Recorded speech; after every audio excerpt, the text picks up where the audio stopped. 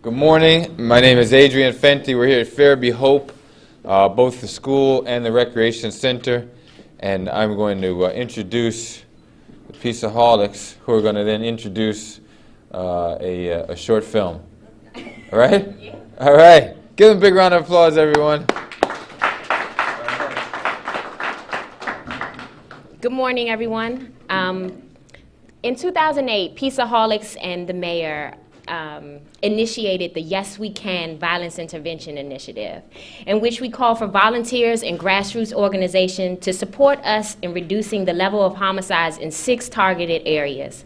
These areas encompassed PSA 706, which is the Washington Highlands community which surrounds Fairby Hope Elementary School and Recreation Center, PSAs 403 and 404, which surround Roosevelt Senior High School, PSA 705, which encompass Hart Junior High School, Malcolm X Elementary School, and the Trenton Park and Congress Park communities, and PSA 603, which is the Clay Terrace community, PSA 504, which is the Trinidad community, and PSAs 302 and 301, the Gerard Street areas, and the community surrounding the Columbia Heights Recreation Center. And in this short presentation, what we wanted to just kind of do a reflection on is actually the initial press conference and the data that surrounds that, and why we felt it was so important for us to launch this. Because this year, MPD has reported that homicides have reduced. But it's not just the police department that has contributed to that effort. There has been a collaboration between government and community and citizens that has worked tirelessly to bring these numbers down. And so I first want to do a reflection on the past, and then come back and kind of announce some of the data that supports this, and highlight some of our community partners and activities that support in this reduction. On January the 23rd, 2009, in Washington, D.C., Mayor Adrian Fenty joined community-based organizations to take a stand and reduce the homicide rate in Washington, D.C. Our commitment was to guarantee that we would commit to doing hard work throughout several areas in Washington, D.C., in which raised our homicide rate in the previous year. We would like to thank those organizations and people and citizens who took a stand to reduce the violence, especially the violence amongst our youth, which decreased by 30%. But we also want everybody to stand with us today to recommit ourselves to work in these same communities and beyond to reduce the homicide rate further. We also would like to thank MPD for the outstanding work that they have done in these communities. However, we know that this reduction would not have happened without the community-based organizations and the citizens of Washington, D.C. who took a stand with Mayor Fenty in 2009. Peace. D.C. Bureau Chief Sam Ford is live now with what's being done to discourage violence in these areas. Sam, tell us about this. Yes, Leon. Well, I am in the Trinidad neighborhood of Northeast Washington, where there were 15 homicides in 2008. The group Peaceoholics held a news conference today asking for volunteers to heed President Obama's call earlier this week for community service, for people to go into this and other neighborhoods and show young people a better way. 20-year-old Maurice Benton, who grew up here in Berry Farms public housing, could easily have been one of the statistics. He was shot 2 years ago, he said, because another neighborhood didn't like his. And when we came out the door, we went down the steps, they started shooting. I got shot in my stomach. I lost just about all my intestines. I had to get what they call now small bowel transplant, which took about a year and a half. So you suffered a lot. Yeah. Today, he was showing the mayor how he made T-shirts through the group Peaceoholics that he and others sold on the mall during the inauguration this week of President Barack Obama. Peaceoholics is using the president's call to community service to ask for volunteers to help more young people. So we're trying to capitalize off of this movement that's been started by our president and the mayor that we have to say, look, let's get involved in our community to bring about change. And we want to train and help people to do that. In their news conference today, they listed 6 neighborhoods across the city that accounted for roughly a third of all homicides last year.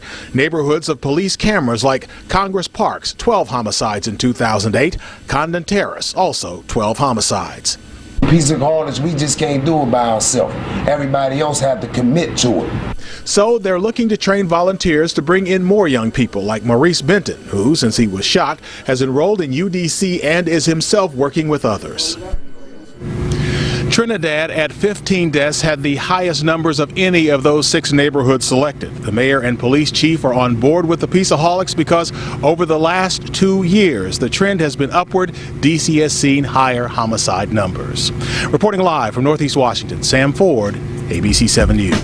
We would like to thank the following organizations for helping to shed the light on curbing the violence in our city: Peaceoholics, ERCPCP, HIC, ROPE, Parkland Community Center, Sasha Bruce, Parents of Petworth, Higher Hopes to Outcomes, Building Better Environments, the Delaron Foundation, Choice Inc., Far Southeast Collaborative, and the rest of the brave citizens of Washington, D.C. So as the newly appointed executive director of Peaceoholics, I'm here to announce that 50% of these targeted areas had a reduction in homicides, in addition to a 30% deduction of youth charged with homicides in Washington, D.C. So it's not just yes, we will, yes, we did help to reduce homicides in Washington, D.C. And specific to youth violence, although that the MPD data isn't specific to youth violence, what we want to note is that within this last year, Peaceoholics and our community partners has worked to outreach to youth and develop intervention strategies to monitor and resolve 60 conflicts citywide, with the majority of those conflicts being in Ward 8 and Ward 1. You know, I think that what is most important is that it goes without saying that the partnership with law enforcement is critical in this violence reduction. However, violence prevention is conducted in the community. It is this coordinated effort that we have impacted youth violence in the city through cross-training, capacity building, and innovation. We're looking at models such as the Coordinating Council on Youth Violence and Prevention, the At-Risk Youth Violence Reduction Program, and using that as a model to have community organizations trained to work directly in the communities and work with the families who need it most. What we have found that if we're looking even in Ward 1, we were able to mediate 14 crew conflicts in 1 year. I mean, that is a significant impact. And then moving into Trinidad, this area, as we know, within the last 2 years were plagued with ongoing violence. We had roadblocks and everything, but within a short period of time, within 1 year, what we were able to do is through the work of, primarily 3 organizations, work hard to cease fire in that community. The Washington Times reported that there has not been the same level of violence in that neighborhood at all. And this is what happens. This is when community organizations hit the ground and do the work. What we're able to do is come together and mediate over 15 conflicts citywide. What we're able to do is connect over 300 youth who would be prone to violence or be victims of violence, get them connected to services, get them connected to resources. What we're able to do is look at this community center that we work with the mayor's office to renovate. We're able to host community events in these targeted areas and draw over 100 youth and families and support them in uplifting themselves and uplifting their communities. We're able to come together and get over 60 youth who would be in our juvenile and adult institutions in college. We are able to develop 2 additional GED programs in the communities to support the youth and families that need it most. And most importantly, we're able to register ex-offenders and youth to vote so that they're able to have a voice. Many of these efforts have definitely have gone unnoticed, and I think that it's time as the community that we continue to recommit ourselves to yes, we can end violence, yes, we can end homicides, and we need to also thank our mayor, who has definitely been a proud supporter, and our council member, especially Jim Graham, who has authored over $1 million in youth violence intervention funding through the Coordinating Council on Youth Violence Prevention. And I just want to kind of summarize and say that, you know, we have proven that the benefit of having, we have proved the benefit of having a community-based strategy. You know, we have proved that community partnership is vital and that it is all aspects of youth engagement that are necessary to bridge the gap in our community and save lives. And it is up to us to ensure that we support each other, our youth, and our families to thrive despite the negativity and destitution that surrounds them. So I want everyone to, you know, remember that in this year, although that it's been reported that these homicides have decreased, it's not over. One life is too many lives, and we must continue to do the work. We must continue to have partnership, and we must continue to move forward in the same spirit. That's fantastic.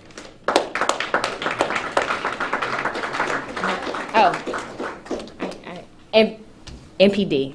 And I think, I'm sorry, I'm just kind of up here, first time. But I do want Commander Moten to come up and to also announce MPD's efforts and the work that they have been doing with the community as well. Thank you. Thank you. Good morning, everyone. Good morning. Certainly on behalf of the Metropolitan Police Department and our Chief of Police, Kathleen Lanier, we want to thank each of our community support organizations. Our community partnerships are the most important, one of the most important tools we have out here in the fight against crime. The Metropolitan Police Department appreciates your support. We look forward to continued partnerships and to go on and go forth throughout the coming year.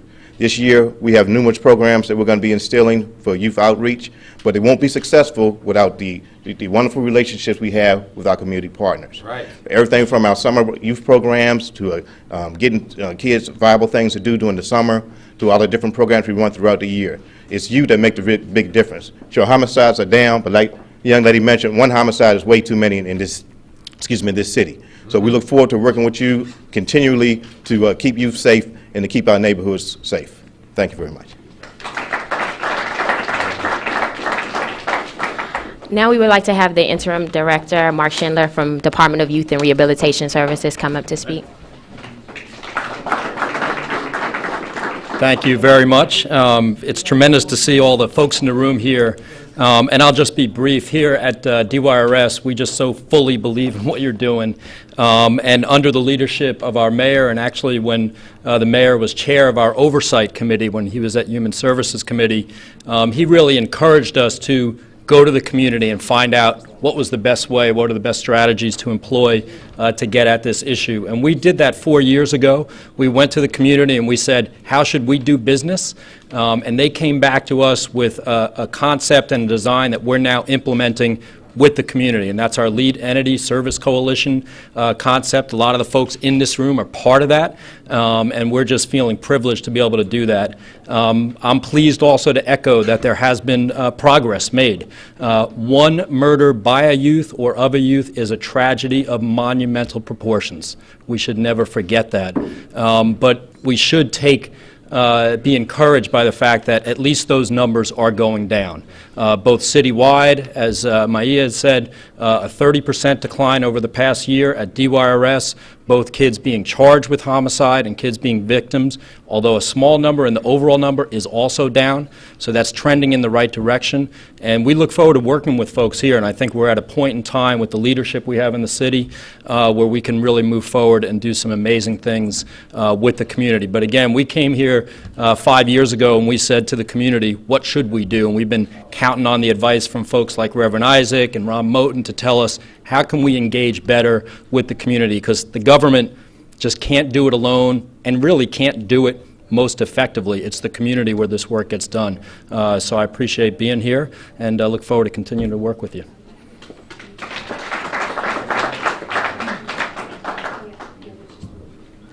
Mayor Fenty. Now, is it Maya, or Maya? Maya. Because you don't want to listen to Moten. Because Moten will butcher your name in a heartbeat. All right, Maya, we want to give Maya a big round of applause, the new executive director of Peaceoholics. Peaceoholics does a fantastic job, as does so many of our organizations that are here. We've got Reaching Out to provide enlightenment, helping inner city kids succeed.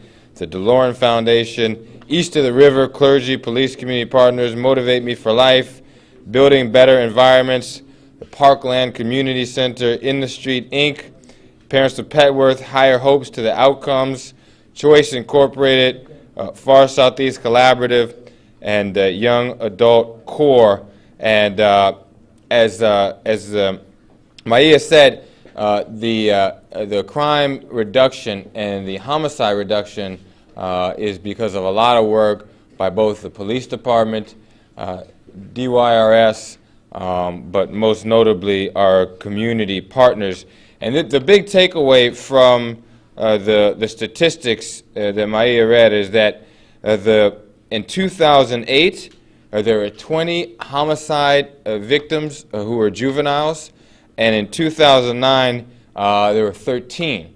13 is still a lot, but as you know, that's a pretty huge reduction, over 30% in 1 year.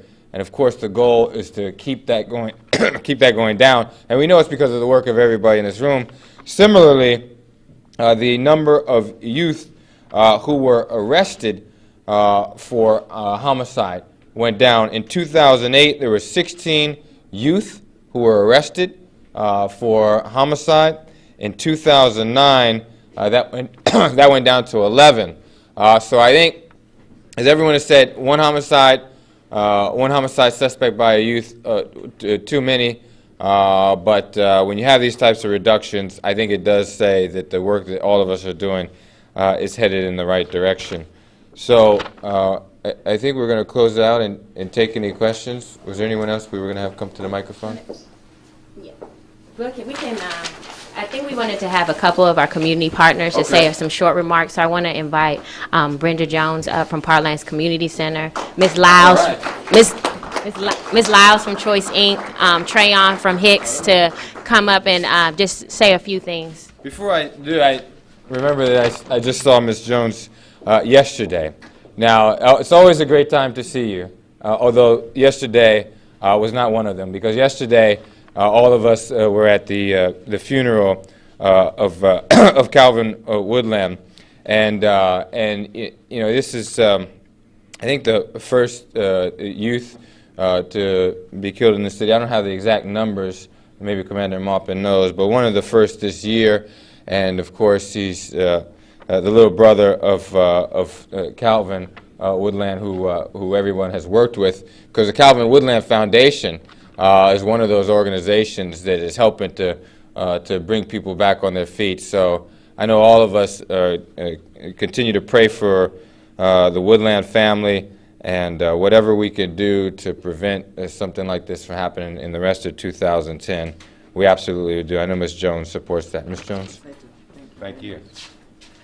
Good morning, everyone. Parklands Community Center, I just want to say we're the other link to this whole holistic family approach to saving our children and youth.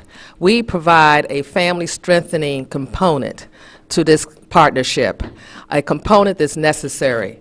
We provide workshops that enhance parents, enhance their confidence, provide them with tools to be better parents and better household managers, and that's needed. When we talk about our troubled youth in the city, we're talking about a lot of youth are coming out of troubled homes. So we're trying to change that by enhancing parents' ability to raise their children, and I just wanted to encourage you all to please support our efforts. Thank you very much.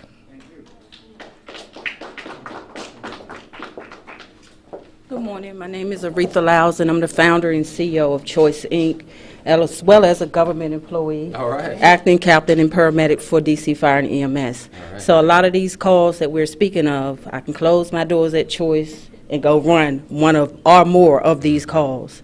Choice Inc. is another opportunity for young people to get a high school diploma. We operate in the daytime. We reach out to youth who are aging out of school, don't have enough Carnegie hours to graduate to the next level, and they're able to obtain a high school diploma.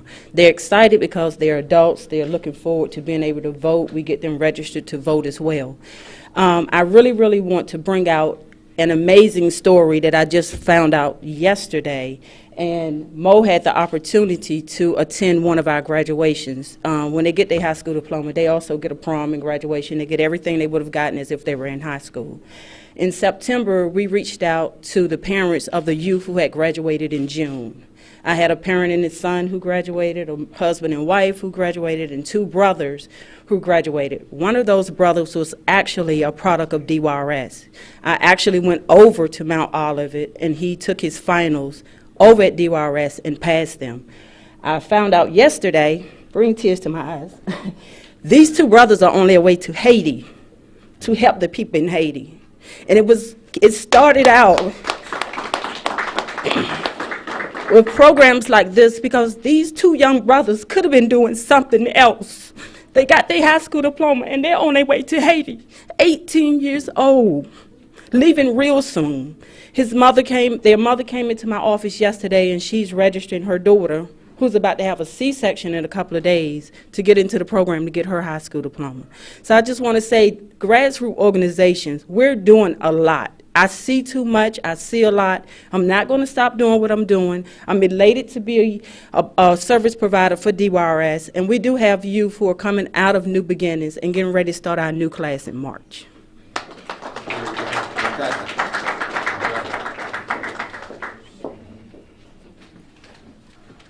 Hello, I'm Trayon White, founder of Helping Inner City Kids Succeed, and also the program coordinator for the Citywide Coordinating Council for Youth Violence for Easter River Clergy Police Community Partnership. I'm excited here today to be among a lot of people that I see in the community doing a lot of work. I just thought about yesterday, unfortunately, I went to the funeral of Calvin Woodland Jr. They really touched me because I saw a lot of young people in the room from various communities coming to support the family at the funeral and things like that, and that really touched me because we have to do more. I understand everybody doing a lot of work, but it touched me to give me motivation that we got to do more. I saw the young man in the room crying. One of his brothers, Taylor Woodland, played on my football team, and he was just crying for like, man, a long time, you know, and I felt his heart. And as community organizers, community people that's in the community with these people that we care about, it's on us to do more. Reach out to the grandmothers, the people picking up trash, the police officers, the aunts, uncles, the kids. We got to have a collective effort and keep it going. We appreciate the support we're getting from the mayor's office and Councilman Graham's office, but we need more support. I know I met with Brenda on several occasions and Mo from the Peaceoholics on just trying to find more resources because it's a lot that got to be done, and we're doing an awesome job. I just encourage everyone in the room and those who are out there in the streets now to keep up the good work because it's just the beginning. We're going to look up years from now and know we made a huge impact in Washington, D.C., and we're going to keep this thing going. So I give all toodles to all my people out there in the streets that's doing this work and my young people taking the effort to help us in this effort because we can't do it without the young people. Without them going to their homeboys, tell them to squash it and lay the guns down and not continue the nonsense that's perpetuating the violence in our community. So as we increase our support, we ask for the young people to step up to the plate because we need y'all because we can't do it without y'all. So thank you for being here and let's keep the work going.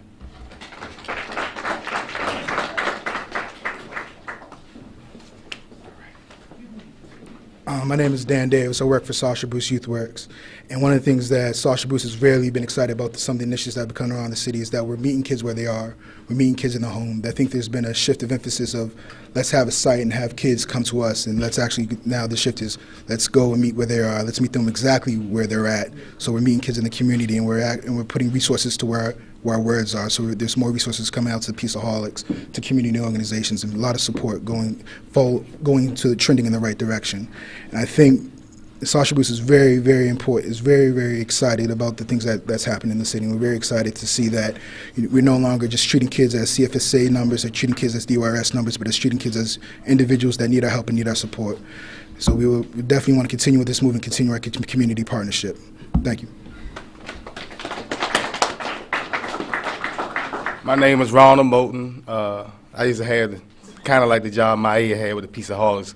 Want to let everybody know that even though I'm not running day-to-day operations of the Peaceoholics, what my next mission is. I'm still on the board of directors, but one of the things that wasn't said today about the funeral was that little Calvin Woodland was supposed to start a job the next day, the day before he was killed.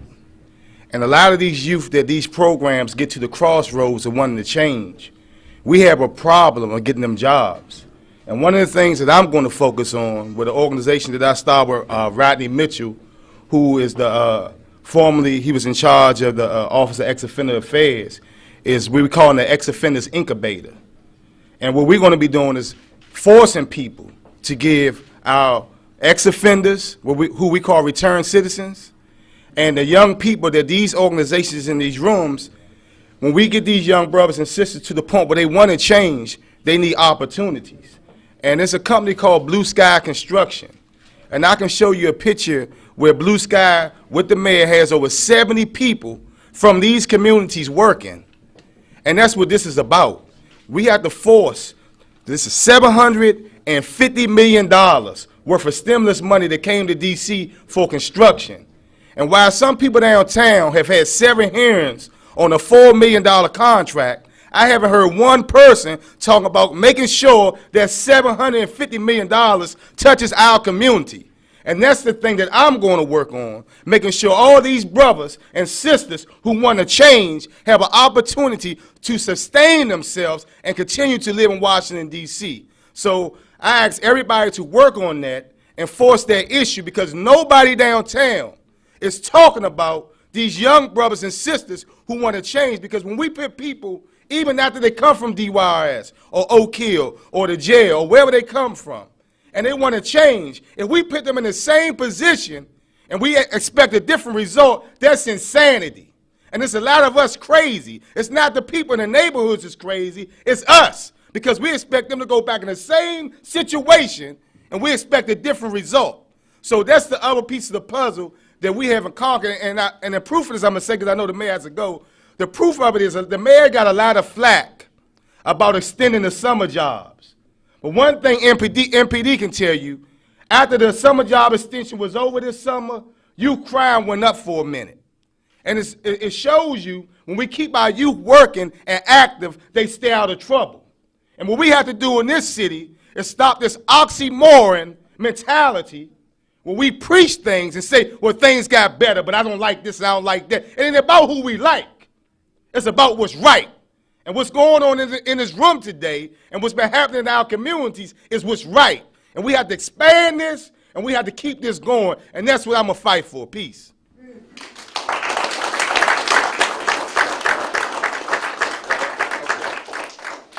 We really want to thank all of the providers, the community organizations, the volunteers, and the government employees for all the work that they've done.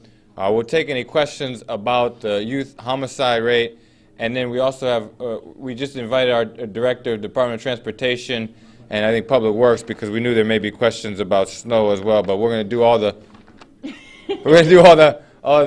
issues related to youth crime and youth violence first. And just congratulations on everyone on heading in the right direction. I know we have a long way to go. Mr. Mayor, I have a question to one of the gentlemen. I don't, anybody can come forward. This gentleman, if you don't mind. We're in Ward 8, correct? Yeah. What has your council member, Marion Berry, done? Nothing. And second, what about the at-large members who also represent you, the 4 at-large members and the council chair? If you try to engage them in helping you get jobs and helping ameliorate some of these conditions, what is their level of involvement? Well, I know that Ward 8 has the highest level unemployment rate throughout the whole city. We have the highest crime rate. We have a lot of the deficiencies that affect our community. And I personally have reached out to Marion Berry to get his support, especially when 11 Boys and Girls Club closed down because they were saying there wasn't no youth in there and things like that. And he kind of like gave me like stay neutral to the lot of points that I asked him about. I'm sorry, he stay neutral, saying he didn't step up to the plate to fight for us. He was telling me go talk to the principal and the principal, because the principal bought the school bought the Boys and Girls Club. And as far as the violence piece, I know most of us on the ground that get a lot of flack, like the Peaceoholics and ERCBC that's doing the work. We kind of like continue to work. I mean, I'm not sure what he's doing behind the scenes. I'm not sure, but I know we got support from Jim Graham's office for money to help us with our efforts, but I'm not sure what everybody else is doing. Well, what about Michael Brown and David Catania and Phil Mendelson, Vincent Gray? Have you reached out to them, and is there any contributions they've made or attentiveness to your problems that you can cite? I think for us in the community, a lot of what we have to do is work without their support or their direct support, because at the end of the day, we know that we are the front line. We know that we can do this work, and we definitely need.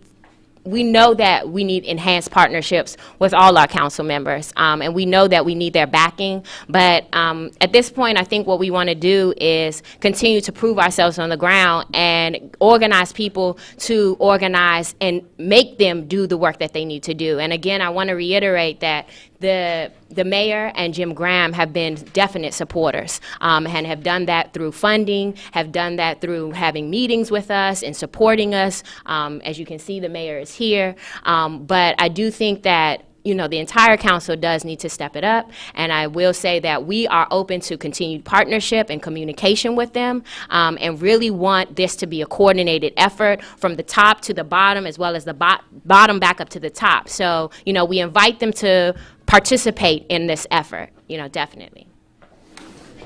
And I just want to show y'all, I'm not going to say the young man's name, but this is a young man. This is what we deal with every day.